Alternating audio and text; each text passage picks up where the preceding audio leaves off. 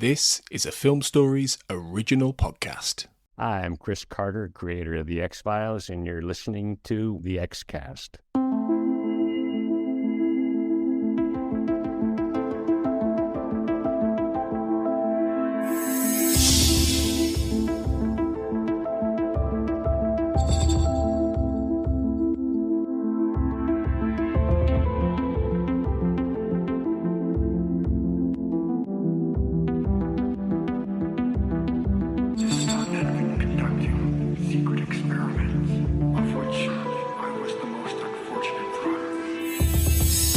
Welcome everybody to the X-Cast. The truth is in here. I'm Tony Black, your host, and this is the first official episode of the show after our primer, in which we're talking about an episode itself.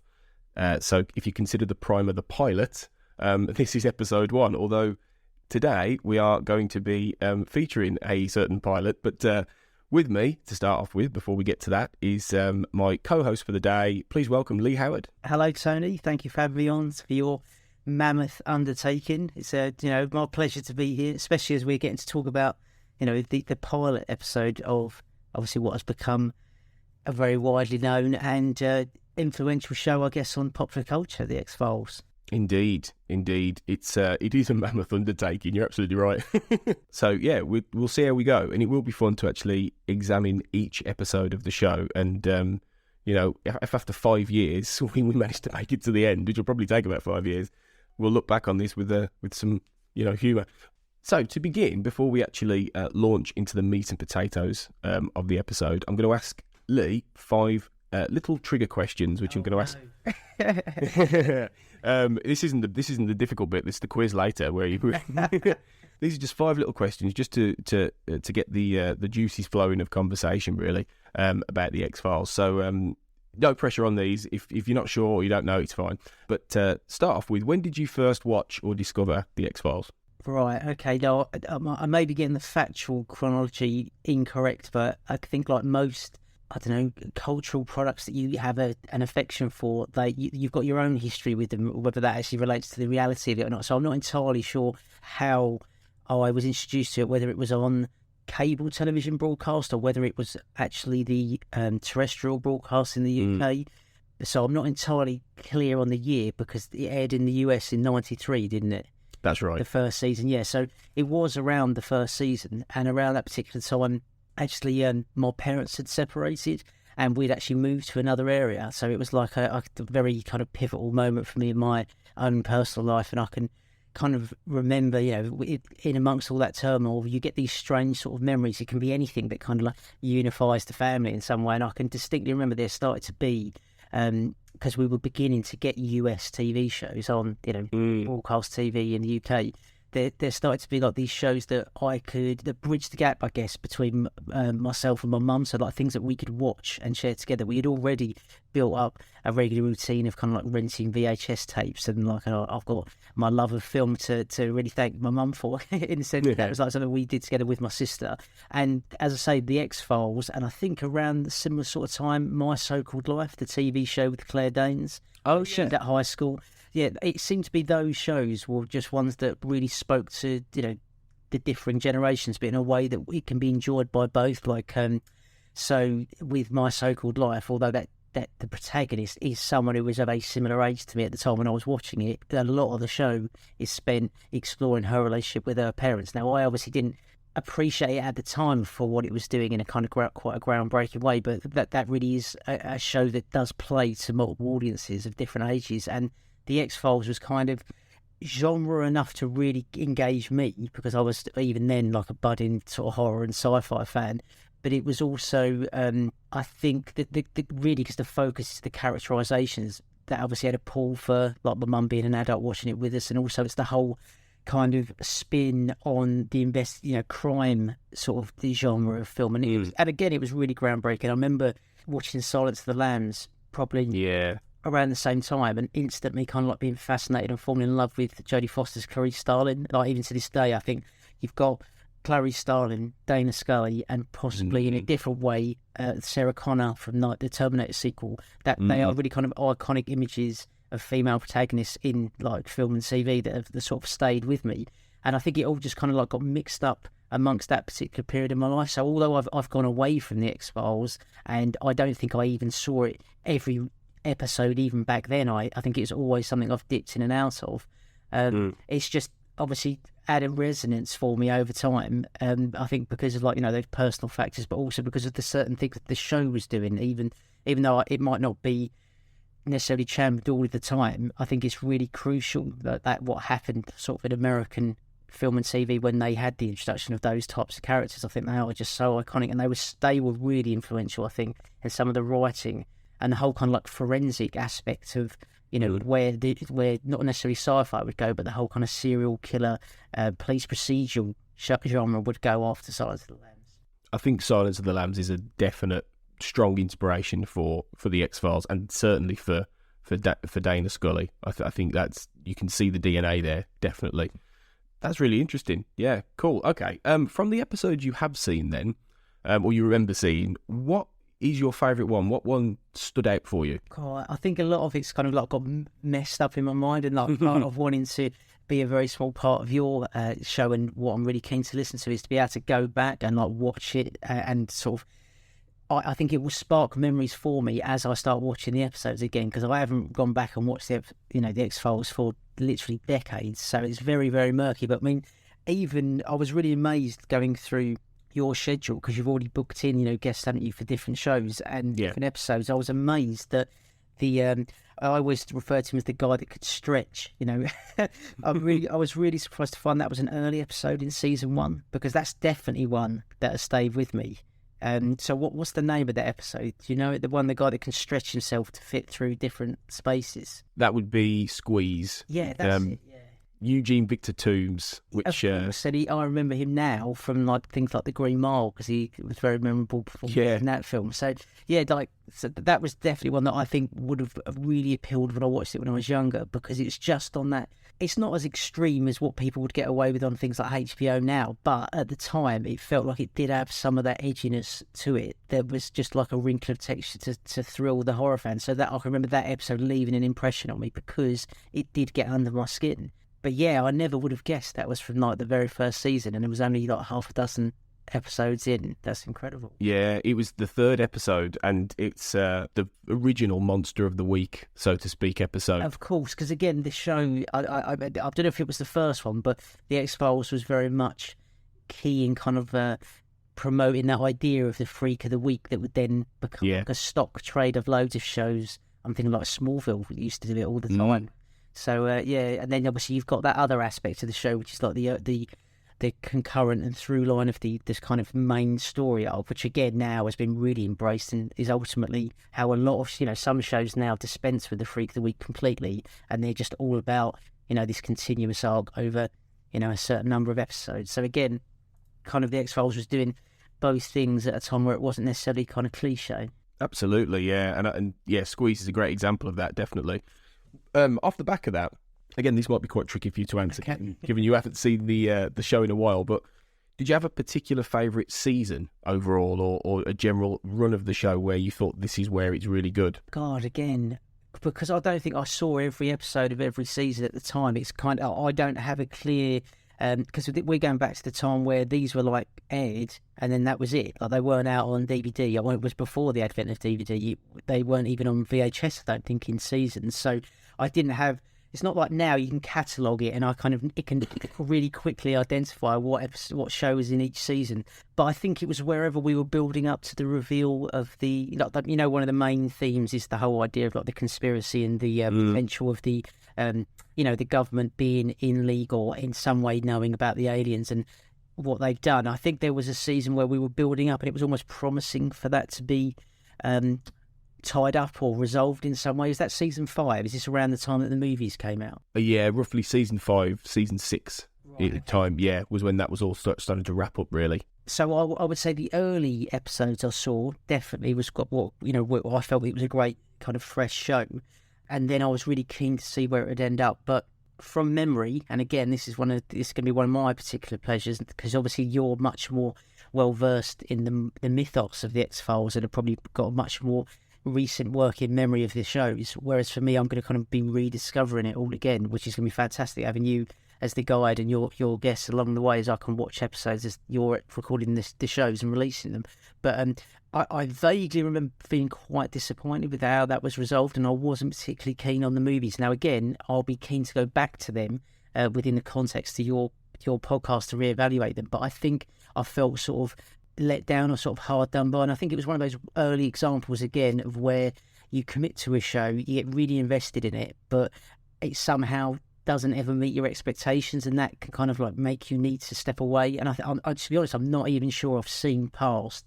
I mean, if you're saying that's season 5, season 6, I don't think I've even watched past that. So I'd be very surprised when we get to the later seasons, like 7 to 9, whether I've got any memory of where it went from there. Well, it becomes a little bit of a different show in the last couple of seasons, and the mythology and the kind of it's part of a bigger whole, but it does morph a little bit. So once you get from out of season 6, it does start to slightly change. So yeah, I think a lot of people aren't as familiar with the last 2 or 3 seasons, because by then, and it was even the ratings will back this up, a lot of people had stopped watching, to be quite honest, by then. A bit like what happened with Lost or other shows like that, where a lot of people are familiar with the first few seasons a lot, and they can reel off sort of, oh, that's the one with what's his name, or that's the one with the shape-changing mutant guy. But they can't say, the later episodes what they were about. So that's going to be interesting for people to go back, I think, and see those. But yeah, okay. Last little question then before we crack on. Who would you say your favourite character is from the show? Well, it's probably going to be very similar to like a lot of people, and something I've already alluded to. It would definitely be like Dana Scully. As much as I think Mulder's great, and we'll get onto that in the context of the pilot. I mean, that's one of the real keys of the show, that the kind of central relationship or the central kind of characterizations were so evident, like even from so early on. But no, definitely Dana Scully, because I would say, it's hard to say whose story is the X-Files, but I think in many ways, in the way possibly I was watching it, and I think we're probably aligned to her deliberately by the scripts and the direction, because we're kind of discovering this whole world of the paranormal. We might have heard of it, but we're meant to kind of partially be the skeptic. Although to be honest, it's almost the inverse. I think I was more willing to believe all of it when I first saw the show, and now as an adult rewatching it, I'm much more of a skeptic. But yeah, no, it's got to be Dana Scully for the reasons, aligning her with Clarice Starling again. I just found that really fascinating. Again, I don't know if I wanted to get deep about it. My father was like absent. I had an elder sister, and I was being raised by my mum. And I've got a really kind of matriarchal family unit. So I don't know whether it's just that I'm instinctively more interested in kind of female protagonists, but that's kind of like the lens that I chose to see the show through. And I just think they do, although some of it now is really heavy-handed about, how she's obviously chose to keep emotions, she's detached and she's had to focus on her career, and somehow that's at the expense of her love life. I think some of it now is really on the nose, the way they're trying to pick that in certain episodes, but for the time, that sort of shorthand worked, and it was in service of trying to do something quite positive. I think sometimes you can view some of the stereotypical aspects of the character in a reductive way now, but I don't think that was ever the intention. I think it was always meant to be a very positive and alternative portrayal at that time of, she's very much the lead as, David Duchovny. And I think the crucial thing is that when you said, whose show is it? I think it's both their show. I think it's both their story. Whenever one of them wasn't there, and there were periods in the show where one of them wasn't there, it didn't quite feel the same. And I think that's the whole point of why, when the X-Files did try and become a little bit of something else about the actual idea, and about which we'll get into a long, long way down the road, people went, well, no, because it's Mulder and Scully we want. It's about Mulder and Scully. And that's why we now have a revival coming up, which is about those two as much as it is about the actual idea of UFOs and aliens and conspiracy. Okay, so thanks for that, Lee. We're going to move from talking about briefly the future right back to the past, to the very beginning where it all began. We're going to talk about the pilot.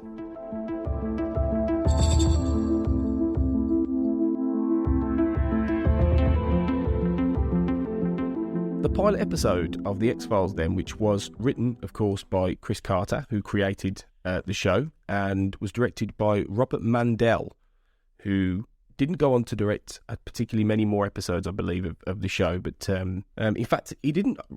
I'm just checking. He didn't actually direct anything else. And a lot of the directors for the X-Files actually went on and directed lots more episodes. Robert Mandel only ever did the pilot. So the plot begins, of course, with the teaser, which is a traditional standard thing for the X-Files. Although in this episode, this is the only one of the entire series which doesn't have any regular opening credit sequences. That's not until the next episode, Deep Throat, that we actually see the quite iconic credit sequence, and I think that was done specifically to create a kind of unsettling mood, because it does have the notice: the following story is inspired by actual documented accounts, which does make you think, maybe this is real, doesn't it? Yeah, no, but that was also, one of the joys, wasn't it, about the X-Files at that time, that it covered certain, I don't know, aspects that are on the fringe of sort of the public consciousness. I don't remember having like a really clear familiarity with the Men in Black and Area 51 and all of that sort of stuff. I think if anything,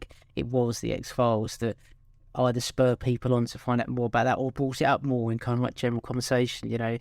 So for me, yeah, a lot of that was all kind of fresh and new, and part of the fun of suspending disbelief is going along with it. I mean, I think you're right in the sense that it's actually quite disconcerting going back and watching the pilot and not having the iconic opening credits of music, and the whole imagery of the girl running through a forest at night really just instantly reminded me of other things. So like for Bridalson, the original version of The Killing, that begins like every episode, they start with showing the kidnapped girl running through the forest at night, so similarly framed.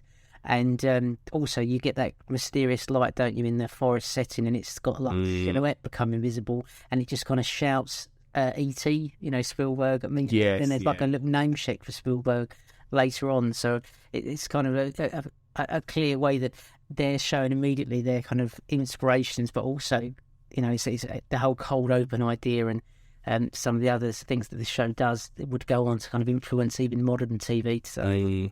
Absolutely, I think they were spearheading a bit there. Chris Carter did say that the episode it's an amalgam of bits and pieces of stories and information that I gathered by reading about alien abduction. So he's pieced together various different sources for the actual overarching story, which is obviously this class of students who are being seemingly abducted by unknown forces. But as an opening, it's quite unsettling and leaves you a little bit on edge. And I think the big thing to remember is, of course, that TV shows didn't really do any of this. And obviously we've talked a bit about this in the primer last week, but it's one of those things that TV shows just didn't really do. There wasn't many shows around the early 90s that were scaring people.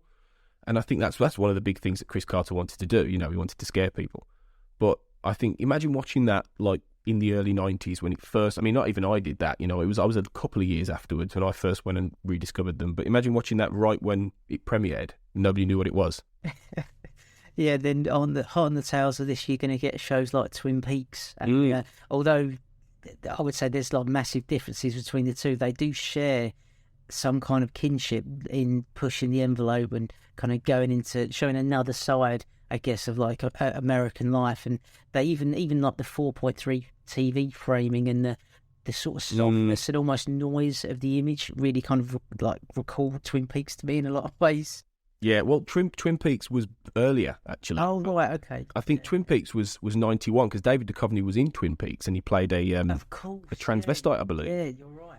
So I think that was, like you said earlier, like Silence of the Lambs and Thomas Harris, I think Twin Peaks was also an inspiration for Chris Carter. So you can definitely see that DNA again. Obviously then, after the cold open, as you say, we're off into meeting our characters. And it's interesting how Scully is the first character we see. And I think that's a good intentional thing, because it's showing that in many respects the pilot is from her point of view, isn't it, as opposed to Mulder's. Yeah, and it really calls back Silence of the Lambs and how you're introduced to Clarice Starling, where you get like the lone female almost having to navigate her way through like a really masculine patriarchal world. So in Silence of the Lambs it was more extended, but in here you get a condensed version of her, walking through the office where, there's lots of busy men doing their work, and she's kind of like, not an outsider, but she is, isn't she? Like, she is an outsider. She's been invited there for the first time, and you just, get a little wrinkle of that subtext, of her, being up against it, and also the whole idea that we as the viewer with her are taken down to meet. There's almost like there's a mystique, isn't there, about Spooky Mulder and what's he going to be like. And I don't want to jump ahead because you'll obviously get to it, but I love the way, and one of the great things about the X-Files as well is that they have a bit of humour. So you're building up for it being, wow, who are we going to go and meet? Is it going to be like this Hannibal Lecter character? Whereas it's kind of like diffused immediately, where it's this very kind of like good-looking, affable, FBI agent, where he says... the FBI's most unwanted, doesn't it? Yeah. I mean, that's just great first line. Yeah, exactly. And it's that whole thing of it's building up the mythos of who he is before we even meet him, Mulder. And it goes. The whole idea of misrepresentation. You're right. That's really important. Yeah, it's true. It's establishing him before we meet him, which is a really interesting way of doing it. I always think one of the big, obviously, other inspirations to this that Chris Carter has got on record as saying, I'm sure we will definitely talk about over the time of the show, is Sherlock Holmes and Watson. And I think there's a massive similarity in many respects there too, because a lot of the original Conan Doyle stories were very much from Watson's point of view, and establishing Holmes as the mythos and more than just a guy. And obviously Mulder is very much a modern Sherlock Holmes in many respects. So it's, again, there's lots of... He's always got the more modern eccentricities and the vices, which they're not necessarily got to in this episode, but that's always... But they're definitely coming. It's interesting, actually, though, just the scene where Scully does go to the office of the FBI. There was a few interesting changes in the original draft for this. Okay. There were more scenes before she gets to the office. So the first time we were going to meet her was when she was going to be at the FBI Academy in Quantico, teaching a group of trainees about the physiology of homicide, which would have really been very Silence of the Lambs, wouldn't it? Having her there. And then she gets a call saying you need to contact an agent in the FBI, and then she gets to reception, and there's another agent there called Lake Drazen, who wasn't even in the show in the end, who then takes her up to see Section Chief Blevins, who obviously is there. Wow. I wonder whether there was even a scene then of her getting in a lift and it all being surrounded by tall men and her being dwarfed in the middle. Silence of the Lambs. Could well been.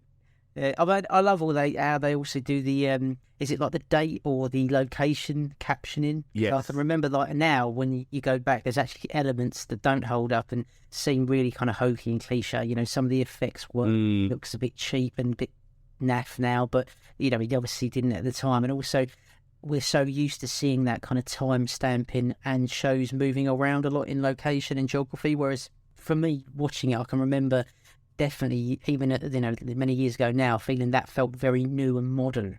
That was something that I hadn't seen, like a lot of text scroll, and we are going to move around a lot in one country, and it's going to be different environments. So it's going to be like small town America, but we're also going to be at the FBI headquarters, just seeing that kind of flash up Washington DC. That was still like a modern and new kind of getting a glimpse into an unseen world in a way. I mean, every show is like that now, but there was no CSI and all of that stuff at this time. Right, definitely, and it was to that extent a modern element, and it's one of those iconic things that stuck with the show. Really, the text coming up, and it was a great thing that they obviously kept throughout the entire run, and I have no doubt that'll be back in the new series. Oh, another key point to the meeting, obviously, is that this is the first time we see the cigarette smoking man. Oh, I couldn't believe he was in that. Yeah, I'd totally forgotten that he was in the first episode. Now, the crucial thing is with this that when this guy isn't the smoking man at this point in many respects. They had William B. Davis, who obviously plays the smoking man, come in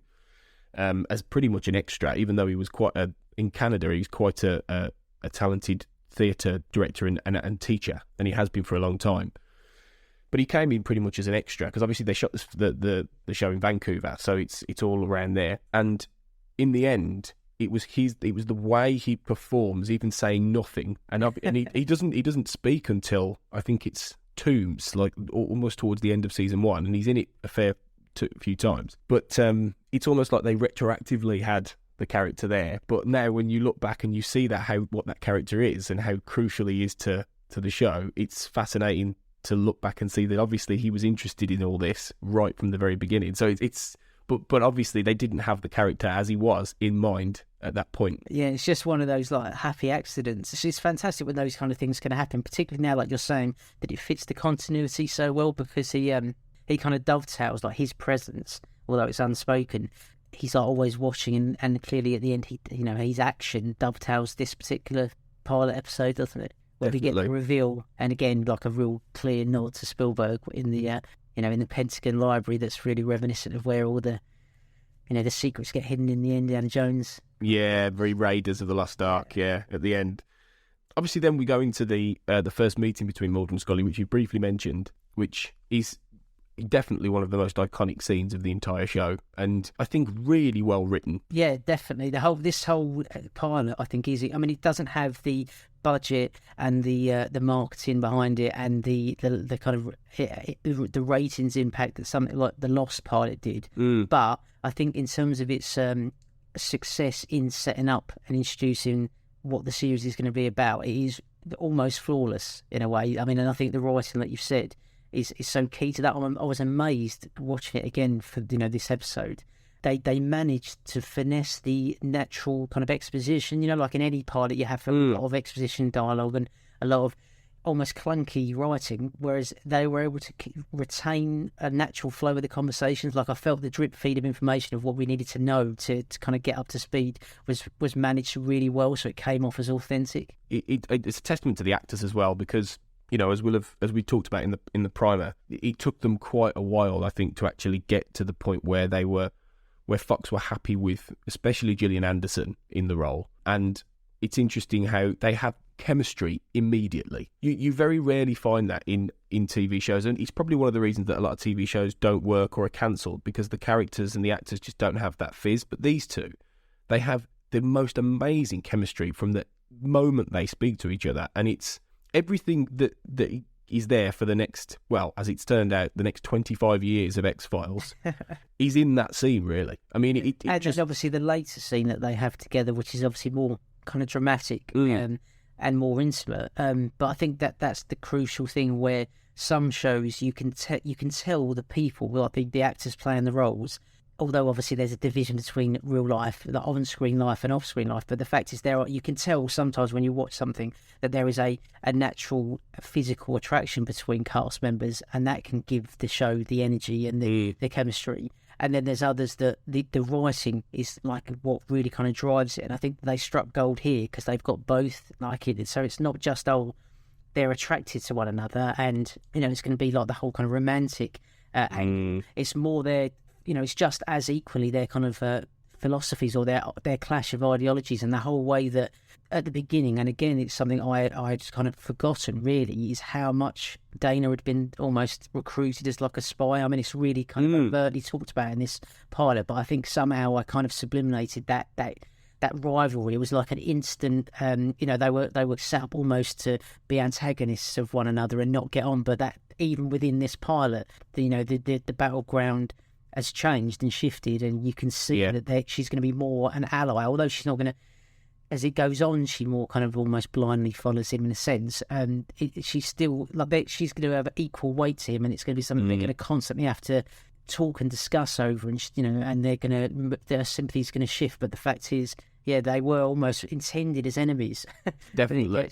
But it's through like their personalities and the way that you're right, the chemistry between the two, that it doesn't, they have like a mutual respect of one another and an interest, don't they? A genuine intrigue, and I think that really mirrors us as the viewer, because like we're interested in them. I think you're absolutely spot on. I think that's absolutely true, because people do forget that she was originally sent down there to debunk his work, and it's towards the end of season 4 and the beginning of season 5 that a lot of this pilot is almost a sequel to this pilot in many respects, because a lot of that is contextualized years later as part of the actual mythology and the story, and it even brings back certain characters from the pilot who we hadn't really seen since this episode, or roughly hereabouts. But over the course, if this was a modern TV show, the whole arc of Scully being a spy would have probably taken a season or two.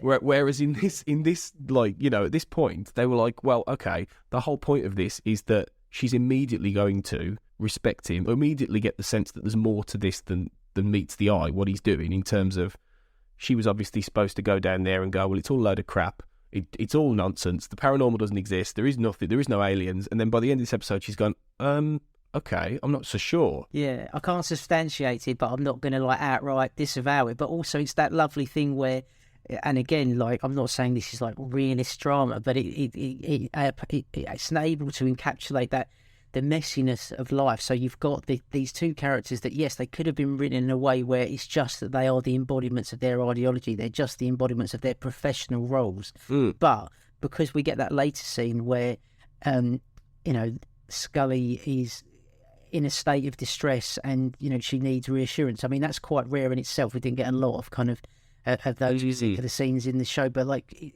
Mulder then, not in a kind of like predatory sexual way, he is just as a friend, consoles her and talks to her, but then he offers something of himself up to her. So this is where the connection's made. It's because they can't then go back to simply being, I'm doing this job and I'm doing this job and we're meant to be at opposites. It's because the mess of their kind of like real life neurosis has been shared and stirred together. So they're almost like, they intrinsically now carry a bit of each other around with them because they were brave enough to share a bit of themselves, and I think that's it's the writing there is much harder to sell, but I think that Duchovny really does well, in this episode, but in others as well, a bit like, I remember Harrison Ford used to make that remark about having to deliver George Lucas's dialogue, that you just have to just throw it out there and hope it sticks, and I think Duchovny does a great job of that, because some of the stuff that he has to talk about is laughable in a way. He really sells it in this, I think, in that later scene with a lot of sincerity.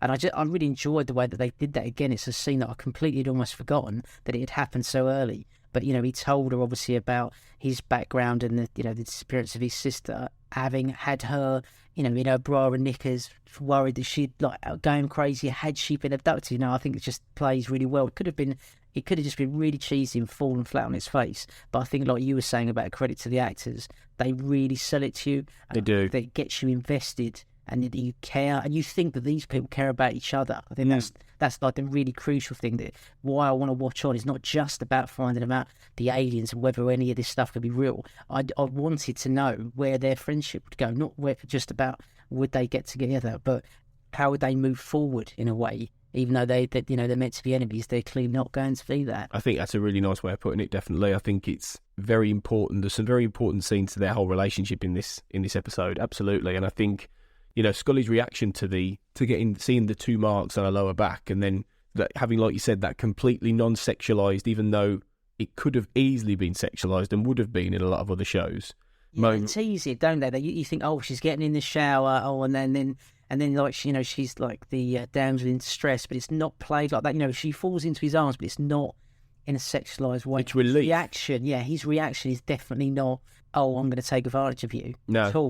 He's, I think, kind of, shocked for her. And then, like I say, the fact that he repays that by, entering her into his trust in the most kind of intimate ways is just really well done. Like, even just talking about it, I'm thinking, like, I'm really impressed that they managed to pull that off so well. Well, it gets to the core of their characters, because obviously Scully was coming into this world with no understanding or background of knowledge, with the paranormal at all. She's a complete new, like us. She's completely new to all this. She doesn't know what any of this means. So when she gets those marks on her back after looking into this case that she's very sceptical of, obviously, and with all the thing what Mulder's talking about, abductions and UFOs and all this. But then you would react like that. You would go, oh my God, what the hell is this? And that relief would be there. And his reaction, he sums up the character as well, because one of the things that Mulder is quickly established as is, to an extent, not asexual, but his brain doesn't seem to work in that way, and quite often. And that's one of the... It's not his primary drive, no, whereas it is for so many of us. Yeah, for most men it is. And, there are in certain scenes, in the later in the show, there are jokes made about the fact that he never gets laid and things like that, and he's never interested in it. But yeah, it's not his driving motivation, and I think, and that's really refreshing. In fact, there was pressure on Chris Carter obviously to do that and to stick to the traditional norms of relationships. He said at the very beginning, a big part of my job during the scope of creating the pilot was protecting against that romance. He said, I was really the lone voice saying we cannot have these people romantically involved. And obviously, we know eventually that does happen, but that was a long, long way into the future. And the whole core of the episode of the show is that these two are professionals, friends, and it's about that, like you say, that those two ideologies and the trust between them. Because Mulder didn't trust anybody before this. He didn't trust anyone. He was paranoid. He was, there's numerous points later in the series where he says, you saved me. You kept me going to Scully. Yeah, because he very much was on the thin end of the wedge to be completely alienated and dissociated from within, like, his profession and not trusting others because, and like Scully, she could have, she even uttered his kind of nickname, Spooky Mulder. I was expecting possibly to find some kind of unhinged or crazy guy. Yeah. So that, the fact that they cut through that, and then it gives it that whole, the minority, like, as we're being sided with the underdogs against the kind of like faceless machine. Again, that's a very simple but very powerful emotive engagement for someone like, where you want to side with the underdog, you want them to see them to do well. So the fact they were able to kind of create their own little intimate kind of partnership with us alongside them, and then we're fully on their journey to see, that's why it gets so frustrating that they keep losing all the evidence all the time. Yeah, and that obviously happens a few times in this episode, like the scene where Mulder ends up finding, because obviously they go to Belfleur, Oregon, and they start looking around and investigating what's going on with these school kids disappearing, and then they find a corpse in the coffin of a baseball player who died some time ago, and it looks like an alien corpse, an alien body. Not the greatest effects weren't out, but quite to the left of mainstream when you're watching it. Again, that's what I was saying earlier about it. It engaged my sort of adolescent interest and fascination with the more horrific elements. That's the sort of thing I wasn't used to seeing every day. Watching Sully at home, with my mum. So that was, I like that he did these kind of weird, almost like freakish things. And the whole later autopsy scene, again, that's so common now, but it was still kind of unusual, at least at that time. Because I think the last time I actually saw an autopsy scene that had any impression on me, I think was going all the way back to 7. And that was just the way that had been shot and lit and framed. Whereas, like, again, watching this, I was thinking, this all looks so twee and quaint. But really groundbreaking for kind of primetime TV. I think in a way as well, I mean, you say the effects weren't particularly good with that body. In a way, I always think the X-Files is at its scariest in the first 2 or 3 seasons, personally. And I think part of the reason is that they didn't have a fat lot of money, and so some of the spooky things look a bit lo-fi. And I kind of think that makes it creepier, because there are times when they can't visually show too much, but you'll get something really quite grotesque or eerie. Like there's one episode I always remember, I think it might be season 2, or it might even be season 1, I'm not sure, but there's a scene with blood congealing in a bath, and it just appears out of nowhere, this blood, and it's got this really sort of creepy strain of music from Mark Snow, and it wouldn't have cost much to make, and it's not a big effect. I think it might be shadows. We'll get to that, we'll see the episode.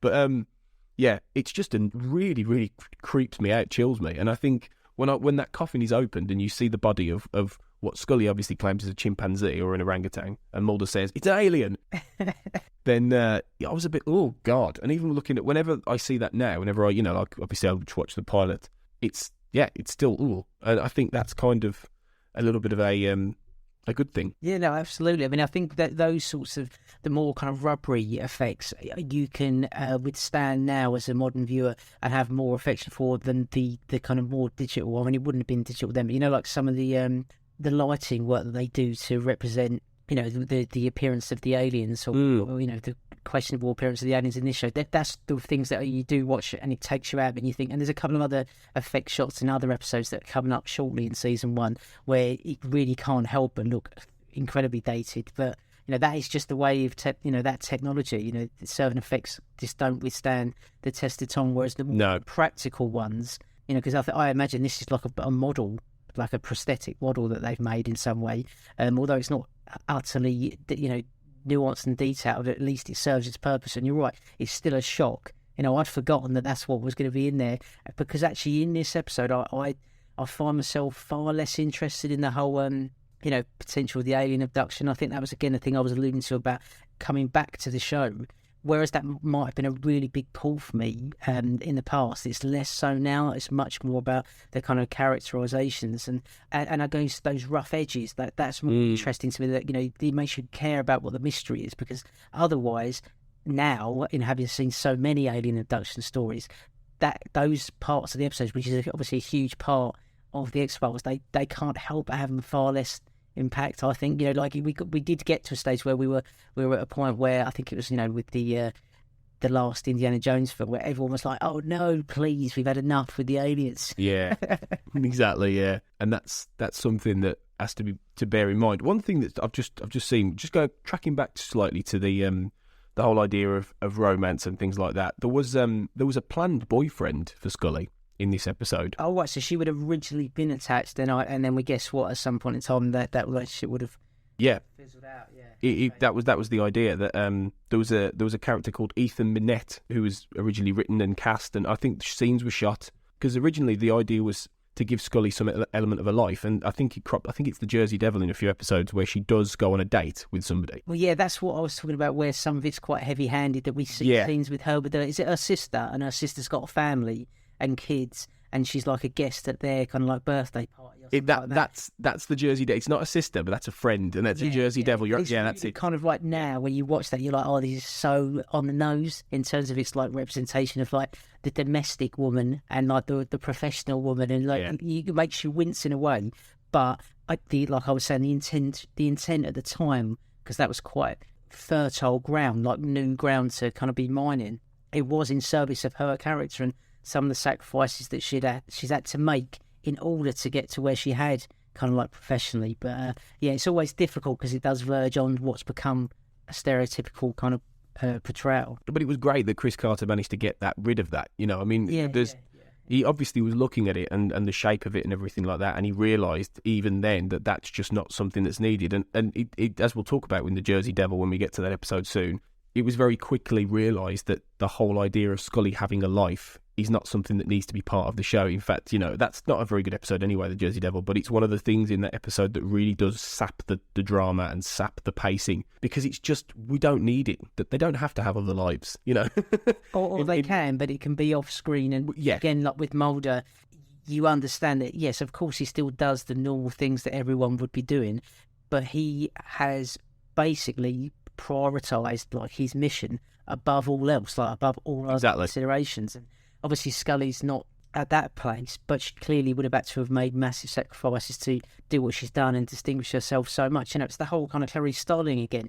You know, they're not, in a way, they're fascinating characters because of their, not necessarily insecurities, but because some of the unsuccessful elements, you know, they haven't been able to appease or indulge all of their desires and interests as individuals, just like anyone of any gender isn't. But it's, you know, it's just more crystallised, I guess, or it was in the kind of Starling and Scully characterizations. It's that kind of conflict, isn't it? You know, she sometimes takes a step back and feels like she is getting too involved, but then she can't help but come back. I mean, even in the pilot, there was the little kind of exchange where I think she sort of made a remark that she wasn't going to be losing any sleep over this case or some evidence. And then obviously we see her, you know, doing it precisely that, you know, like poring over a laptop in the dead of night, and then we fade to black. So, you know, she's already becoming more involved and kind of like not able to compartmentalise everything as she previously had done. So I think that's almost like enough. We understand that there's that conflict going on. You don't need to have loads of time in the episodes, because these would have been made for hour blocks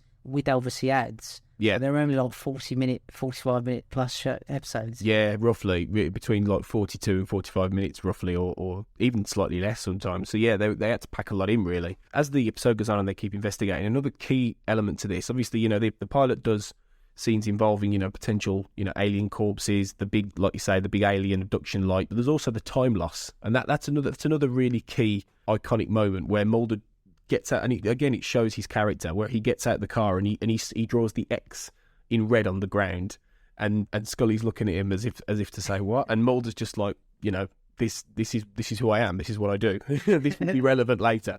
And then obviously later on, where they're driving down that road in the pouring rain. And this is one of my favourite. It might be my favourite moment from the pilot, because the sheer joy on Mulder when he loses time and he goes, "Yes, we lost 9 minutes," you know, and then, you know, he's like, "We've lost time. We're abductees." He's so excited at the idea of actually being part of this, what he's investigating, what he's looking at. Yeah, and that's like we've said before about the humour elements that he's got. yes, they could be a defense mechanism to kind of help with the trauma that he suffered as a youngster and sort of, like, dictated the trajectory of his life. But it also gives so much more nuance to his character, because it would be incredibly hard, a bit of a grind, if he was like morose. You know, he's obviously got every reason to be morose and kind of, depressive and how can I put it, like obsessional about it in a pessimistic way.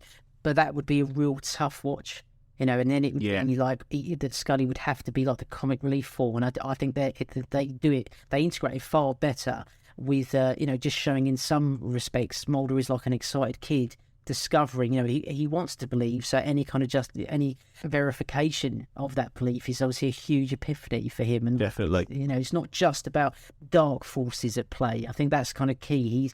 What's happened to him has set him on a path where he's open to, obviously paranormal or occult or kind of like extra supernatural elements, but it's not that he thinks that it's all just like this bad conspiracy, it's all just this horrible thing that's happened. Yes, those things can, but he's still got an element of, that kind of like, it's the whole Spielbergian awe and wonder of what else could be out there. Definitely. And that balance is, I think, what makes him such a likeable and interesting character, and what makes us want to follow him as well, and I think that this episode does have both of those elements. It's got the fact he can see he's got a lot of witticism to him. He can see a joke in something, or he can see a humour in certain interactions.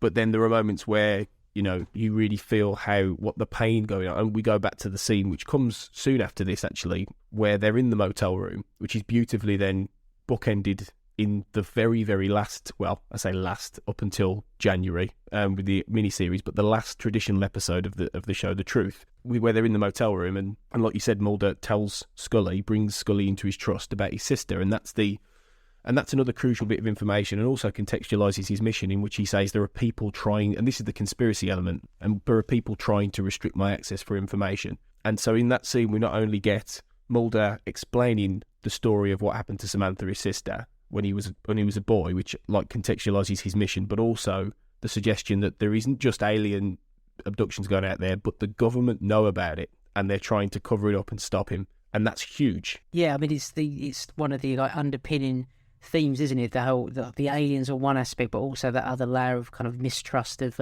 our governing bodies. And I guess in a way, going back, although I can't help but have I don't know, it's really difficult. So I'm not saying it doesn't work anymore, but I think it's just become so familiar and kind of like cliched, the whole kind of alien aspects of sci-fi. I can't remember, but I mean, I remember I loved it at the time. I can remember being really fascinated by a film called Fire in the Sky, which again is all about kind of alien abduction and kind of very much in the X-Files mould in a way. But, obviously with the world events and kind of like post 9/11, things like that, and the oversaturation of the sci-fi genre, I think I would imagine a new, because again, part of what you're hoping to achieve for this show is that not only will we go back and revisit the X-Files, but maybe people will discover the X-Files for the first time. And I think that although some of it might seem a bit hokey and a bit not relevant now, the whole mistrust, isn't it? The whole kind of like conspiracy or people withholding all of the facts in order to manipulate and control you, I think is clearly only ever going to become more resonant. I mean, the context of that anxiety in the world has changed, like obviously with global media coverage, terrorist acts and things like that, but that whole kind of like mistrust and feeling that we're not necessarily always going in the right direction for the best interest of the many but the few is incredibly palpable, for today's audience. What's great about the X-Files is, and other genre shows, I think, is that they're there, like that kind of subtextual resonance is there if you're interested in it. Like if that's the angle or the lens you want to see the show through, that you can. But it's also entertainment. It is very much like popularist entertainment, although I don't necessarily think the X-Files started as that. I mean, and again, in my kind of view of it and where it kind of stacks up with other shows, because it isn't like my number one favourite, I always did have the X-Files slightly left of mainstream. Like it always seemed to be the sort of more, it's technically like a more underground show. I don't think it always had like respectability, put it that way. It reached a point where it was mainstream and popular. Oh yeah, of course. But Buffy and things like that, they cross over. But I'm just thinking, I don't remember it necessarily being like that to begin with. I think it was no, it wasn't. The fan base, kind of almost crucial in that respect. If the X-Files had started the way it did in this day and age, it would never have got past 6 episodes. It would have been cancelled, definitely, because it was a slow burner. You know, like a lot of the great TV shows of the past, they didn't find audiences immediately. They were slow burners.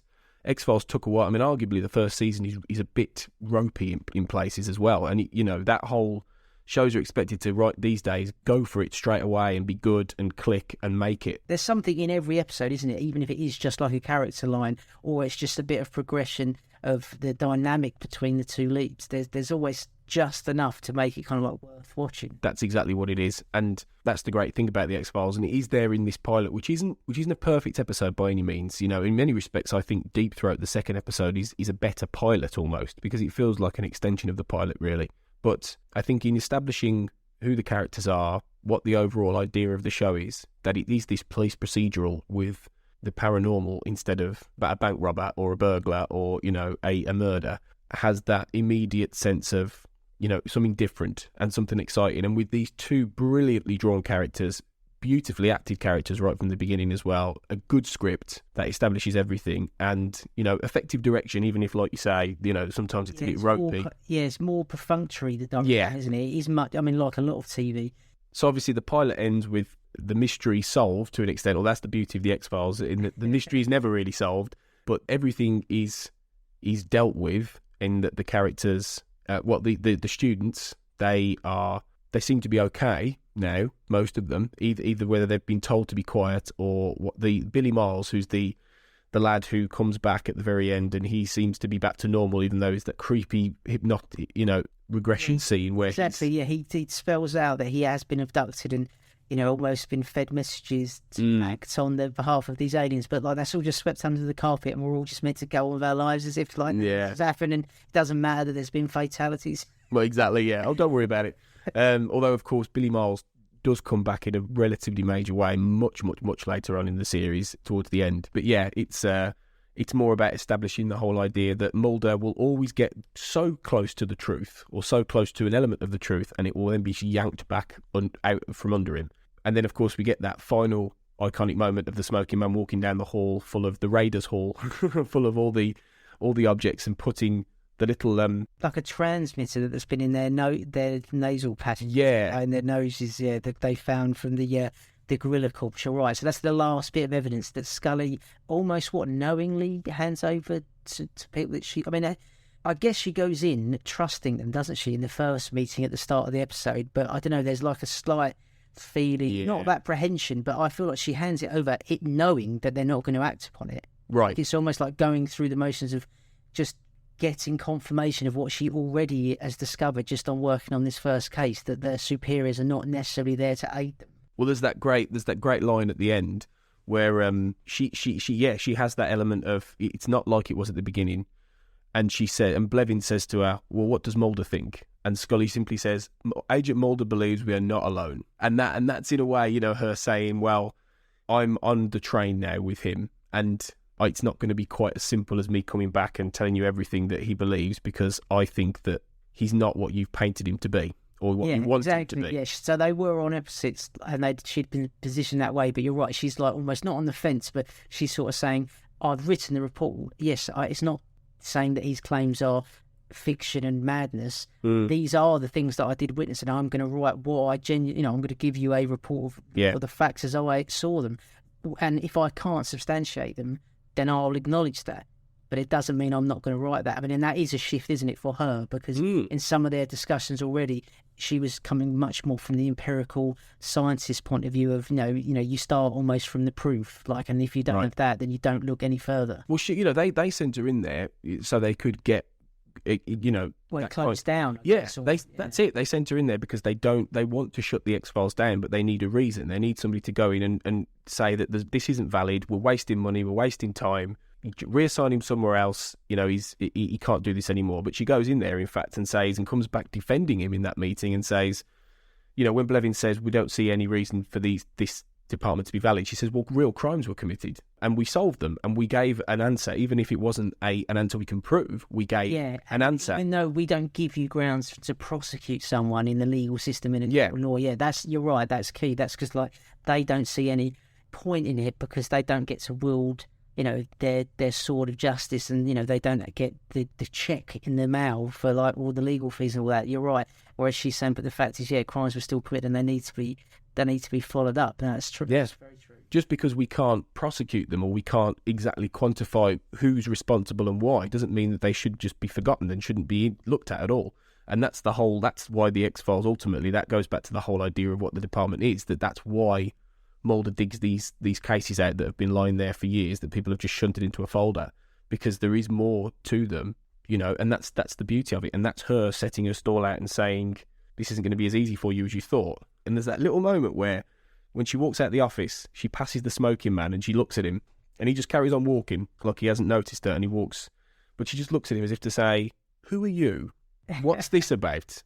And that's, and again, they obviously had the idea that he represented something bigger and something more nefarious and mysterious if they didn't have a character exactly involved. And that's an interesting little thing that, like we said earlier, he just represents something beyond what we know. And it gives it another kind of great sense of like import. So she's like becoming aware that not only is like Spooky Mulder, this guy with a reputation for kind of like looking into these strange cases, but it's being aware that they can't just say no to him. So like, obviously he's respected, because I think again you covered this in your character primer. We learn that he's actually like a brilliant member of the FBI. Yeah. He was like a rising star. So it isn't that he's incompetent and he's not of any importance and they can just kind of like just laugh him off. No, it's that they need to they need to build like an officious paperwork chain of bureaucratical chain of command so that they can kind of shut him down, because he is a force to be reckoned with. They want him as an ally rather than as an enemy, like stirring up trouble for them. And also her just being aware that there's this mysterious unspoken figure that was present at the start and at the end of the meetings. That clearly what they're doing does matter, because somebody's taking someone higher up even than the people that she's been employed by is taking an interest in what's going on. This is it. And that's exactly what that representation is. And then we get that final scene, and that obviously has been bookended at the end of the finale, but we'll get to that when we get to that. But yeah, it just wraps up the whole thing neatly, really. So it's a strong beginning for the show, I think, and it sets everything out well. I think so, yeah. And even if it's not the greatest sort of plot in the sense that they, of the alien abductions or / murders, if that kind of mystery of the first pilot, for me, what I love so much about the pilot is just some kind of like iconic shots. There's a shot of Scully where she looks at a projector that Duchovny, Mulder's character, has shown her, and she looks so much like Jodie Foster at that time. It is untrue, because obviously they look incredibly young in the pilot. That's another thing that really took me by surprise. I was watching it, it's just how young Gillian Anderson looks. But yeah, because she's like in the dark and her hair's got like a brown hue because of the lighting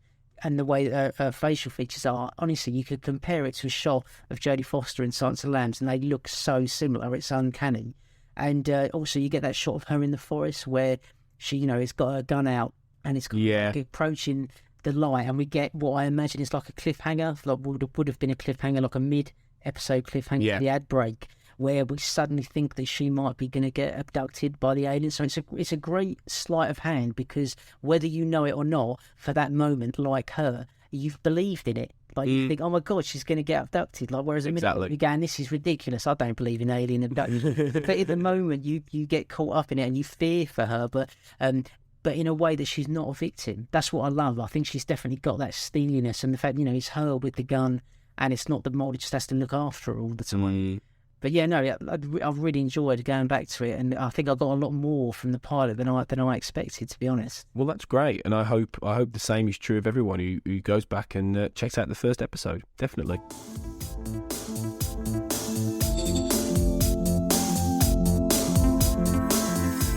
Okay, next section briefly is do you believe in? And today, given the topic, this is basically going to be a segment in which I ask each guest whether they believe in the topic that we're dealing with. Well, Mulder and Scully are dealing with this week. So, Lee, my question to you is: do you believe in alien abduction? We've touched upon it, haven't we? Yeah. Discussion. So I think probably if I go back to the time that I might have very first experienced this episode, I might have still entertained the notion that could potentially have happened or be like a feasible but unlikely thing.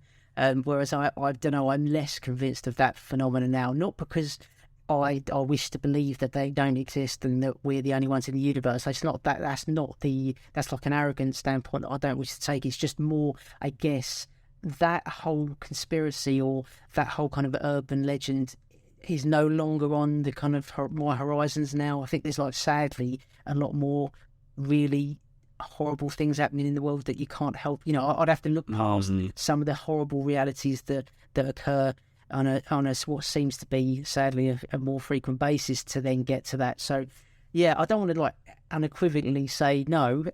I'd like to think that I don't know what shape or form or historical example I would cite, but I'd like to think that we haven't yet discovered everything that we need, that we are going to discover about our world and the galaxy and things like that. But I don't know if the idea that an alien would come and just pluck a random person out, I'm not sure that as a fiction works as much for me as it once did. This is obviously going off the fact that almost everything that they investigate over the 9 series is based on something that people have claimed is real in the world. And a real paranormal experience or something like that. Yeah, and I think that's what makes it more palatable, I guess, is it almost doesn't matter whether in the cold light of day I believe the particular skew of paranormal activity that they're looking into. The fact is, more often than not, within the confines of the show, they make me invest in it, and they bring up the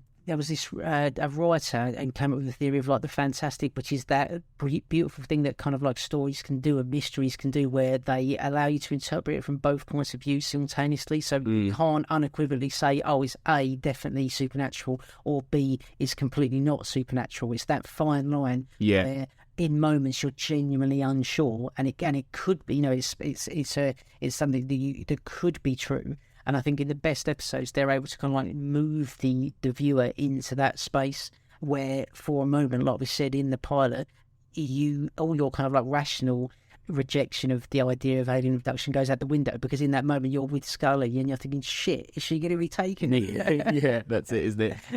But I think if you look at the phenomenon objectively, I think it's there have been plenty of examples as to real people who've been abducted over the years. And they're easy to find online. People like Betty and Barney Hill is one of the most famous ones from the early 60s. But really, I think if aliens were here and trying to abduct us and experiment on us, I think it would have been something that would have been reported a lot earlier in history properly. And I think it's something that really only cropped up in the last 60, 70 years, more so in America as well. And I think it was probably a response to the whole idea of being taken away from your family and taken away from...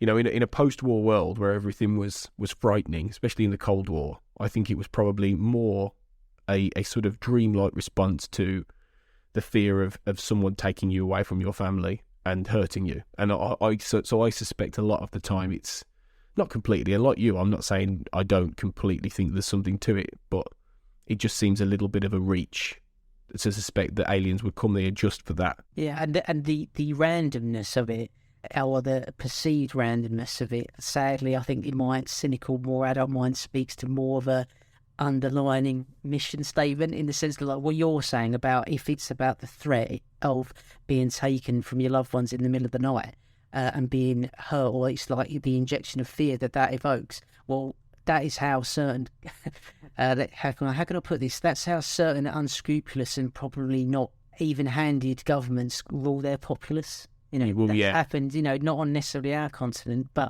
I'm not saying it can't happen here, but, you don't have to look too far afield in the world where that is a daily reality that happens to people. So unknown, unfamiliar, external forces from your daily life intrude upon your private, home, and you get taken away and you're not seen again, and that's a way of controlling, people that could be unsympathetic to your political goals. So the more like that, it's interesting, it's concentrated, or it's been reported so heavily in a certain government in a particular period in time, that was, you could argue that having some level of instability so that your populace would be looking for reassurance might have been beneficial to your foreign policy. Well, yeah, exactly. Well, who knows? Who knows what? Who knows whether it's true or not? The truth is out there, as they say. He's out there indeed. Okay, finally then, before we wrap things up, it's time for the most fun part of the episode, which is going to be our X quiz, which is a few questions, not too many, on specifically on the episode in general each week. So this little quiz will be 5 questions on the pilot, and these are questions about things from inside the episode, and then a guess the quote. So I'll give you a quote from within the episode, and you've got to try and guess who said it. And if you can name the scene, even better. That'd be great. I'm breaking out in a cold sweat. So, probably a silly question, but are you ready? Okay, question 1. What year are the Bellfleur class of students from, the graduation year? Oh, God. Right. So with the events of the episode are taking place in, God, I want to say it is like 93 or 92 when the date comes up. So it's got to have been like a couple of years before that. So I'm going to say 89. Oh, well done. Well done. Good guess. Yeah, because the episode was filmed, I think it was 93, but I think it takes place in 1992. There is a bit of a discrepancy actually with this. You're right. That's right. And I'm just thinking of like their ages. So they'd only have been out of education for a certain number of years, so that's why I just guess. So I'm pleased with that. At least I've got one now. Yeah, well, there you go. Well done. Okay, question 2. Name Scully's thesis from her days at the FBI Academy. Oh, no. There's something, a new interpretation, and it's like, is it Einstein, a new interpretation, like one of his theories? I mean, how close have I got to be to this? I'll give you that. Oh, no, I'll give you that, because it's Einstein's twin paradox, a new interpretation. So right, okay. I think that's a fair answer. Or half, that would do. Which obviously Mulder mentions to Scully in that first meeting in the office. And he goes, I've again, that's another moment of kind of like tension between the two, because he is almost stipulating that, she's obviously got this sharp insight and intelligence, but she's only using it to kind of like debunk what people have risked their reputation saying is true, so it's exactly. That is interesting. You're going to get this one because you've already mentioned this a couple of times, but which film director does Mulder jokingly refer to himself as when knocking on Scully's door? Yeah, Steven Spielberg. I love that because of her reaction. Like, we don't see him say it. We see just Gillian Anderson as Scully's reaction to him saying that through the door. Yeah. And the broad smile. Because I think that's another thing. Sometimes it'd be easy to say, when you've got characters like Clarice Starling or Dana Scully, that I think a negative way of someone criticising is that they would say they're really uptight and like stern and austere, whereas there's a real warmth, I think, from Gillian Anderson's performance. That's just one of those moments. I think that's absolutely true, yeah. And that's, again, another example of Mulder being dry, and also a direct, nod to Spielberg, who Carter, as Chris Carter has said, that Close Encounters was another inspiration for this episode. So definitely, yeah. Question 4: who did Mulder catch in 1988 when working with the violent crime section? I'm not going to remember his name. It's a tricky one. Yeah. So I'll take it's like some serial killer, and that's kind of like partly fed into why he was identified as a rising star in the academy, or in the bureau, I should say. So yeah, I'm not going to guess the name, I'm afraid. Scully says it to Blevins. She says he helped catch Monty Props. Yeah, I never would have in 1990. I know, it's a bit tricky, but I had to throw one curveball in there. Okay, question 5: name the psychiatrist who treated Mulder for regression hypnotherapy. I feel like there's people listening that they would have this like immediately at the tip of their tongue. And it's just like highlighting my lack of familiarity with the subject material. But I'm enthusiastic and interested to learn. That's my defence, because I'm going to have to pass on this one as well. Okay, again, it's one of those things that you won't always guess. Dr. Heitz Verber, and he's the guy who is giving Billy Miles the regression hypnotherapy at the end. Oh, right, okay. And he also crops up, I think it's season 5, Patient X and the Red and the Black, and he appears again to counsel Mulder at a various point. So he, that's an interesting little thing. By the end of all this, I'll know that. Yeah, you'll know Dr. Heitzberger. Okay, and finally, the little quote. Now, again, like I said, if you can guess the person who says this and the scene, then you'll get 2 points. The quote is, "It's not my ward, not my aisle of the produce section." Produce section, is that what she says? Yeah, so this is... Produce yeah. Yeah, because obviously she's making a very politically incorrect joke about the youngsters in her charge being vegetables or being in a vegetative state. That's it, yeah. Yeah, so it's the... when I'm going to say, like, the nurse, I guess, or doctor, and she's looking after Billy, and there's another lady there, there's another young girl there, because it's in the scene where she's very shortly after has a nosebleed, doesn't she, like a seizure? Yeah, that's right. Yeah, well done, very good. And the reason that's just an unnamed nurse, but the reason that stuck with me is because it's an almost strange moment, because she's not a character in the episode, but she has this real sort of oddly sort of witty interaction with Mulder, and you see him laugh, and it just struck me as a little bit strange. Like, you know, she gets this really sort of witty but like sort of disparaging line toward. It just was a bit odd, and it just always stuck with me in the episode. But yeah, well guessed. You've done very well there, actually. Okay, then.